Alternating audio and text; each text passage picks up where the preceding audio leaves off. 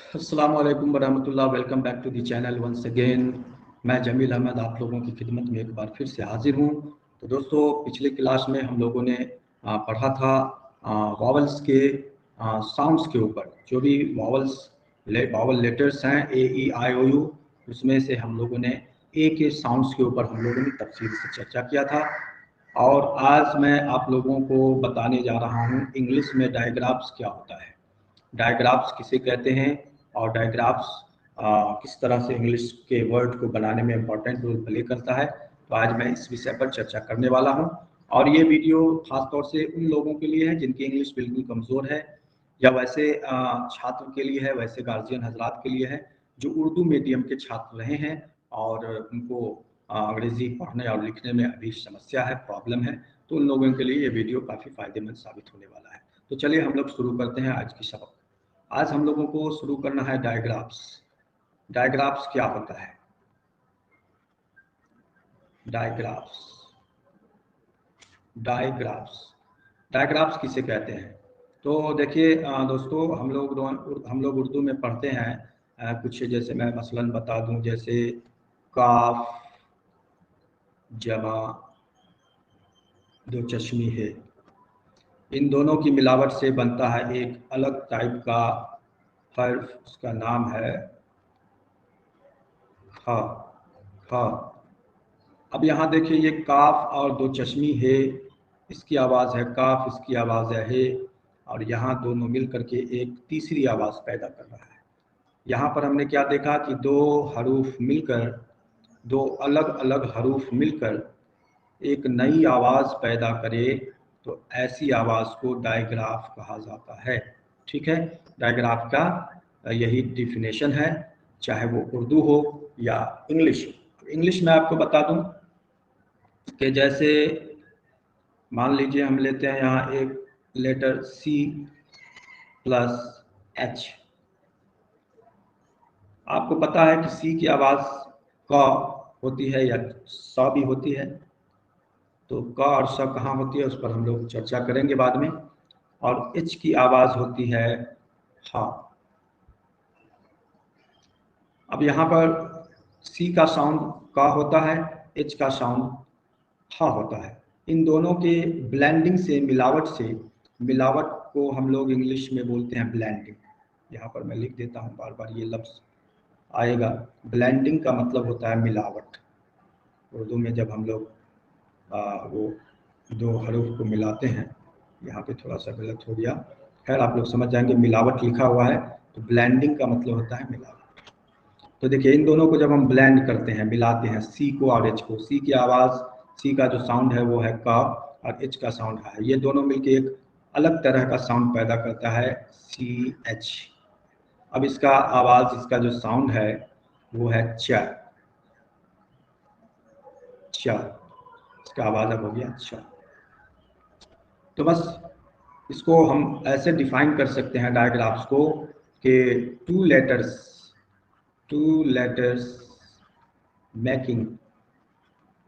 Making a single sound, यानी कि दो लेटर्स मिलकर एक आवाज़ पैदा करें, और वो भी नई किस्म की आवाज़। तो वैसे नए किस्म के आवाज़ को हम लोग डायग्राफ बोलते हैं। ये भले ही देखने में अलग अलग दो लेटर्स हैं, लेकिन इसको एक माना जाएगा आवाज़ के लिहाज से।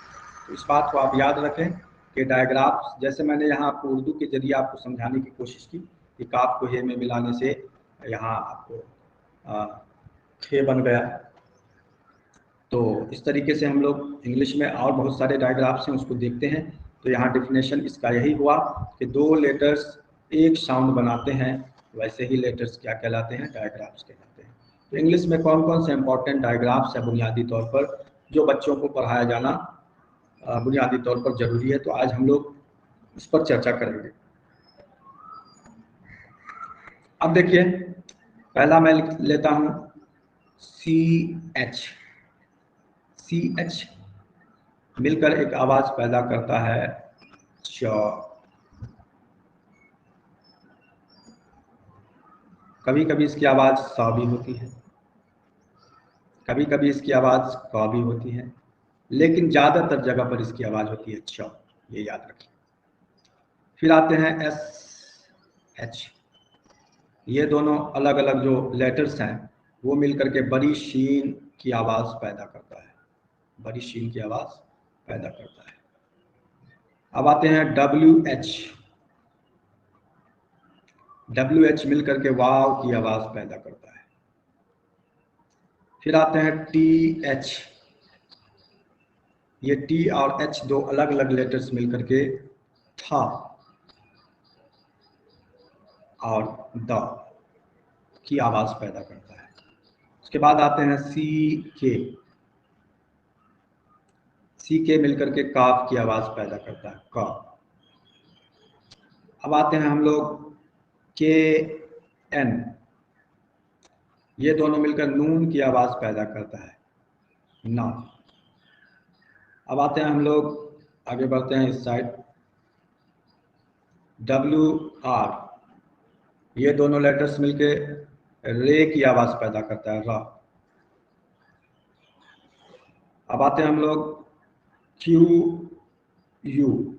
ये दोनों मिलकर, आपको मैं एक चीज़ बता दूं कि क्यू कभी भी अकेले इस्तेमाल नहीं होता है, हमेशा उसके साथ यू आता ही आता है। इसलिए आप लोग इस बात को समझ लें कि Q is always followed by you. Q के बाद हमेशा यू आता है। तो इन दोनों की जो आवाज़ निकलती है वह कैसी निकलती है, बड़ी काफ जमा वाव, दोनों चीज इसमें मिला होता है। क्वा क्वा क्वा, काफ काफ और वाव की आवाज़ मिली हुई है। अब आते हैं पी एच। पी एच की आवाज़ होती है फा, फा। अब आते हैं हम लोग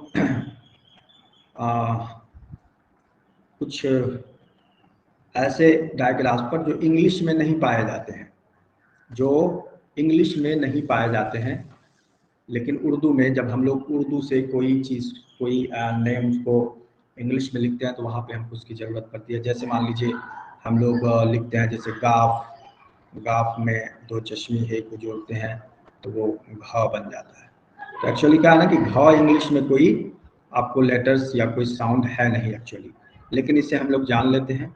तो इस तरीके का जो है वो है जी में एच लगाने से। देखिए जी की आवाज़ ग से जी और ह से एच, एकदम बिल्कुल सेम चीज़ है। ये देखिए जी और ये हो गया एच। ये तो थोड़ा उल्टा हो जाता है लिखने में। तो जिस तरीके से जी से ग होता है, एच से ह होता है और यहाँ घ हो गया, उसी तरह इंग्लिश में भी क्या होता है, जी एच से घ, यानी घ की आवाज़। उसी तरह काफ, यानी काफ में हे लगाने से, यानी के में एच लगाने से बन जाता है ख, है ना। तरीके से दाल में एच लगाने, ह लगाने से ध बनता है। तो उसी प्रकार से इंग्लिश में डी में एच लगाने से बन जाता है ध। एक्चुअली ये इंग्लिश का कोई साउंड ही नहीं है। ये जो घ ख ध ये सब इंग्लिश में नहीं पाया जाता है, ये सब हिंदी और उर्दू में सिर्फ पाया जाता है। यहाँ इसको हम लोग बोलते हैं ध। दाल, और दाल में लगा दो चश्मी है, तो इस तरीके से होता है। और फिर आगे देखते हैं,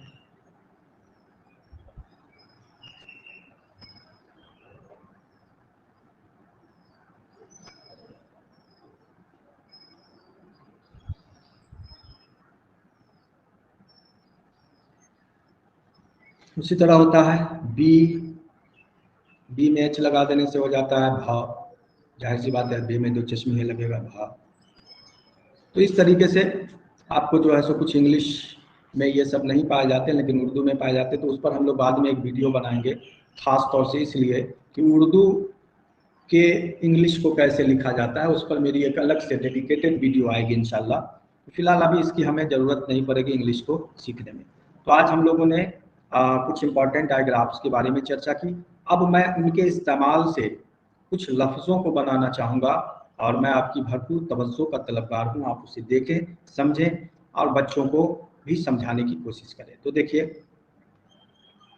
अब यहाँ हम लोग कुछ लफ्ज़ को बनाते हैं, ठीक है ना। यहाँ देखिए, यहाँ मैं लिख रहा हूँ श,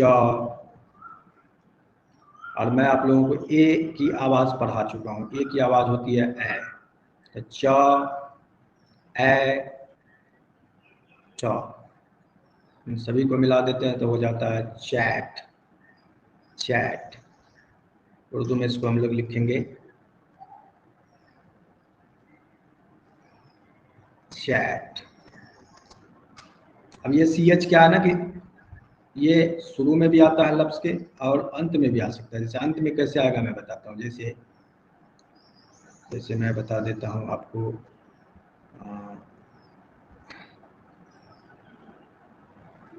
ये श की आवाज़ जो है शुरू में भी देता है और किसी लफ्ज़ के आखिर में भी देता है। जैसे आपको एक मिसाल लीजिए, जैसे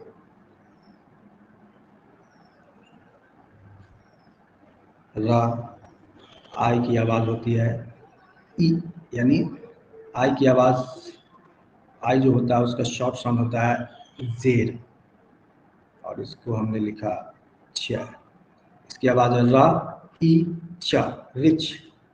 रिच, रिच का मतलब होता है दौलतमंद। अगर उर्दू में लिखेंगे इसको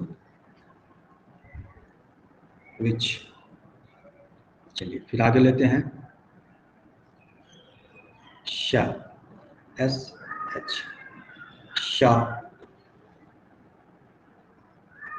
ए, श, ए,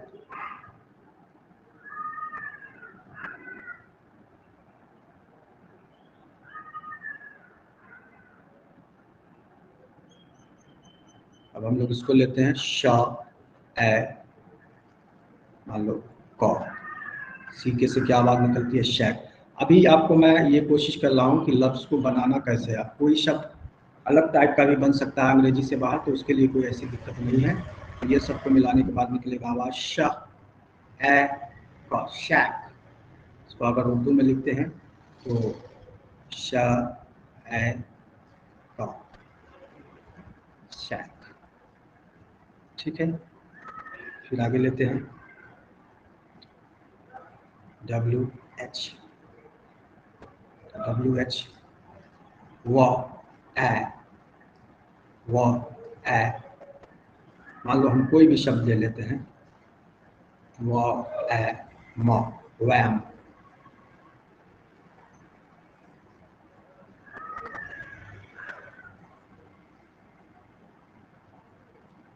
तो इस तरीके से हम लोग इन तमाम डायग्राफ्स का इस्तेमाल करके अलग अलग तरह के जो है सो लफ्ज़ों को बना सकते हैं। तो चलिए वीडियो काफ़ी लंबी हो जाएगी, आज के लिए इतना ही।